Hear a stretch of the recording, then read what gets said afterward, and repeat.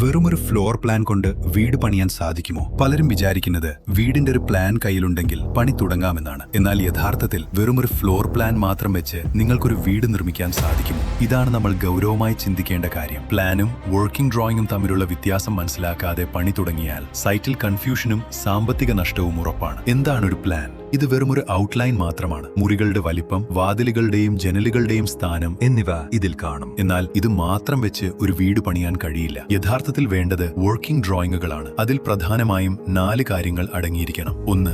Structural drawing. അടിത്തറയുടെ ആഴം എത്ര വേണം, പില്ലറുകളിൽ എത്ര കമ്പി ഇടണം, ബെൽറ്റും സ്ലാബും എങ്ങനെ വേണം, വീടിന്റെ ബലം തീരുമാനിക്കുന്നത് ഈ ഡ്രോയിങ് ആണ്. 2. Electrical and plumbing layout. Switch ബോർഡുകൾ എവിടെ വരണം, പൈപ്പുകൾ എങ്ങനെ പോകണം, ഇത് മുൻകൂട്ടി നിശ്ചയിച്ചില്ലെങ്കിൽ പടവ് കഴിഞ്ഞു ഭിത്തി വെട്ടിപ്പൊളിക്കേണ്ടി വരും. അതോടെ വീടിന്റെ ഫിനിഷിംഗും ബലവും പോകും. 3. Section drawing. വീടിന്റെ ഉയരം, സ്റ്റെയർ കേസിന്റെ കൃത്യമായ അളവ് എന്നിവ ഇതിലൂടെ മാത്രമേ മനസ്സിലാക്കാൻ കഴിയൂ. 4. ഡീറ്റെയിലിംഗ്. അടുക്കളയിലെ കൗണ്ടർ ടോപ്പ് ഉയരം മുതൽ ബാത്റൂമിലെ ടൈൽ ലേഔട്ട് വരെ ഇതിൽ കൃത്യമായിരിക്കണം. ഇവിടെയാണ് ലോജിക്. ഒരു പ്ലാൻ വെറും പടമാണ്, എന്നാൽ ഡ്രോയിങ്ങുകൾ ഒരു ഇൻസ്ട്രക്ഷൻ മാനുവലാണ്. ഡ്രോയിങ്ങുകൾ ഇല്ലാതെ പണി തുടങ്ങുന്നത് ഒരു മാപ്പ് ഇല്ലാതെ യാത്ര പോകുന്നത് പോലെയാണ്. വഴിതെറ്റും, പണം വെറുതെ പോകും. അപ്പോ പറഞ്ഞു വന്നത് 2026 വീട് പണിയുമ്പോൾ വെറും പ്ലാനിൽ ഒതുങ്ങരുത്. കൃത്യമായ വർക്കിംഗ് ഡ്രോയിങ്ങുകൾ വാങ്ങി മാത്രം പണി തുടങ്ങുക. മികച്ച പ്ലാനിങ്ങിന് ശരിയായ തീരുമാനങ്ങൾ. ഒനെസ്റ്റോ ആൻഡ് മെർക്കാഡോ.